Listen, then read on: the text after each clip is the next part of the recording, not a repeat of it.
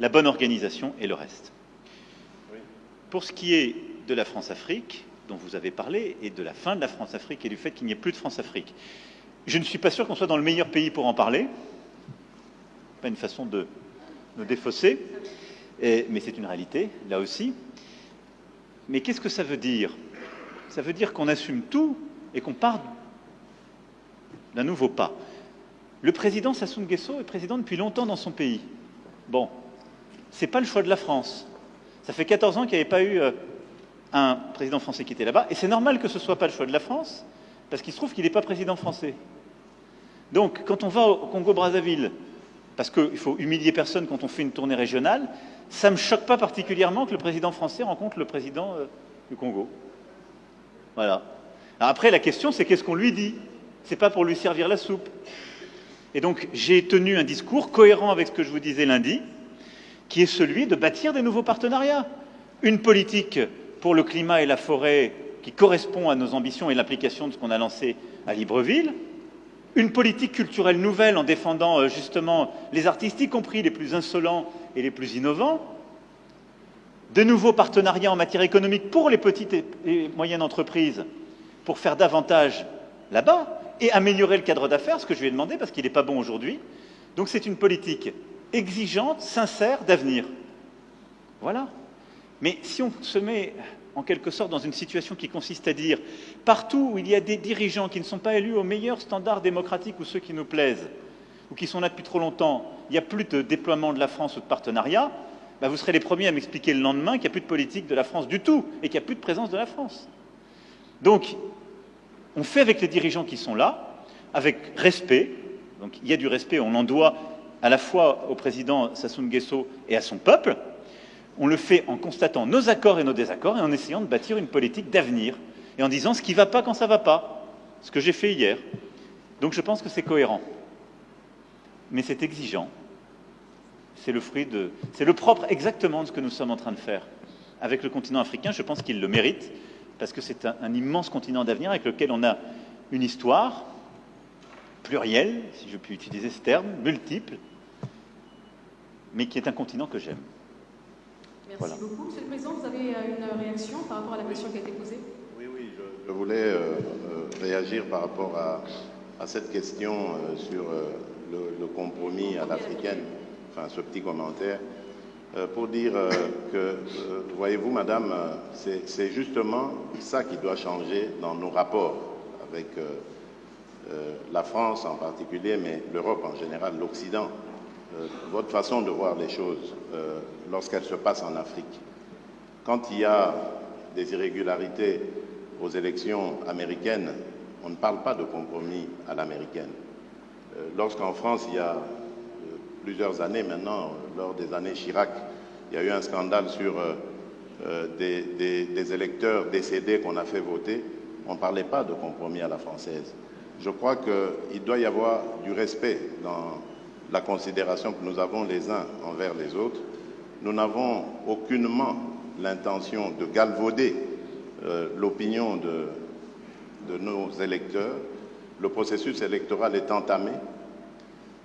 Nous avons tiré suffisamment la sonnette d'alarme pour dire que s'il y a risque de dérapage, ce n'est pas à cause des autorités du pays ni des responsables de la CENI, c'est simplement dû au fait que nous sommes un pays agressé par le Rwanda, l'agression à laquelle d'ailleurs a fait suite un déplacement massif de population, d'électeurs, qui pouvaient être en ce moment en train d'être enrôlés, mais qui malheureusement ne peuvent pas à cause du fait qu'ils sont loin de leur base.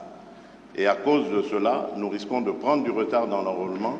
Et s'il y a retard dans l'enrôlement, il y aura retard dans le vote de la loi sur la répartition des sièges, parce que c'est très important, c'est en juin qu'elle doit intervenir, pour que nous puissions ensuite aller sur un processus électoral crédible.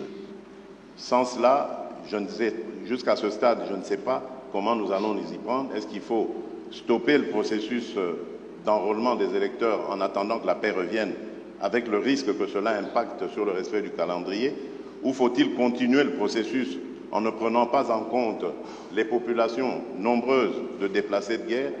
C'est ça qui peut poser problème. Et si demain, nous allons aux élections dans des conditions difficiles, vous parlerez de compromis à l'africaine, alors qu'aujourd'hui, ces mêmes Africains sont en train d'attirer votre attention sur cette ignoble et injuste agression due au fait du Rwanda et demandons même des sanctions, personne n'en parle. Voilà ce que je voulais apporter comme précision pour dire, ça aussi, ça doit changer dans la manière de coopérer avec la France et l'Europe. Regardez-nous autrement, en nous respectant, en nous considérant comme de vrais partenaires, et non pas toujours avec un regard paternaliste, avec l'idée de toujours savoir ce qu'il faut pour nous, et non pas pour...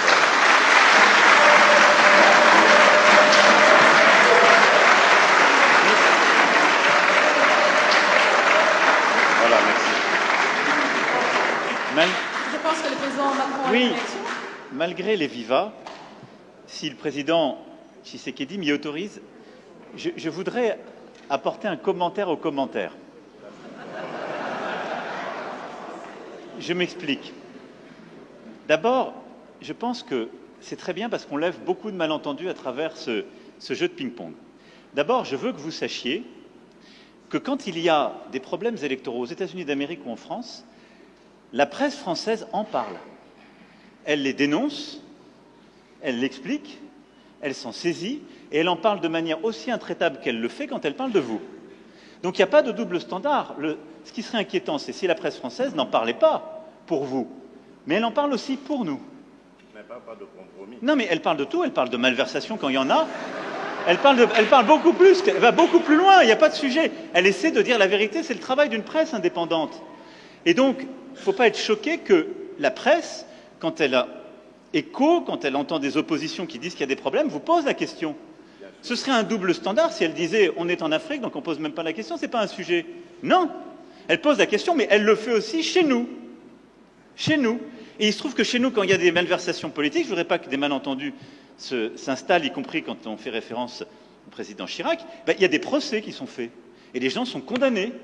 Parce qu'il y a une justice indépendante. Donc il y a une presse indépendante et une justice indépendante. Ça crée une démocratie qui est parfois vibrante. Alors je ne dis pas que c'est... on se fait attaquer, mais c'est très bien. Ça permet les alternances démocratiques et ça permet de bâtir par cette maïeutique une vérité. Ça, c'est la première chose. Ne croyez pas qu'il y a un double standard. Ça n'est pas vrai. Ne croyez pas que ce soit de l'irrespect. Ça n'est pas vrai. Parce que les journalistes français, européens ou américains posent les mêmes questions à leurs dirigeants chez eux. La deuxième chose, et ça me permet d'insister, parce que le président a parlé de la France en répondant à la question. Quand un ou une journaliste française pose une question, ça n'est pas le gouvernement de la France. Et c'est bien comme ça. Mais il ne faut pas tout confondre. Non, parce que, non, mais ce n'est pas une position de la France. Je faisais allusion... Parce qu'il n'y a pas de... Il y en a eu... Je faisais allusion au propos de Le Drian. Lui, il est officiel français. Oui, mais... Le compromis à l'africaine, c'est Le Drian, ce n'est pas la journaliste. C'est exact, mais ce compromis... Mais cette formule, Président, on sait d'où elle est sortie et on sait le contexte électoral. Non, mais on sait le contexte électoral. Et il n'y avait pas de caractère de mépris dans la formule de Jean-Yves Le Drian. À Nairobi, d'ailleurs, grâce à toi, on a pu s'expliquer avec lui. Et la France a beaucoup œuvré, vous le savez ô combien, pour qu'il y ait alors une alternance, qui n'aurait pas été à ce moment-là un mécanisme spontané. Je ferme cette parenthèse, mais je voulais faire cette précision. Pardon. Merci, très bel échange. Alors, je pense qu'on va peut-être réduire la phase questions-réponses. Il nous en reste 2. Alors, messieurs les journalistes, vous...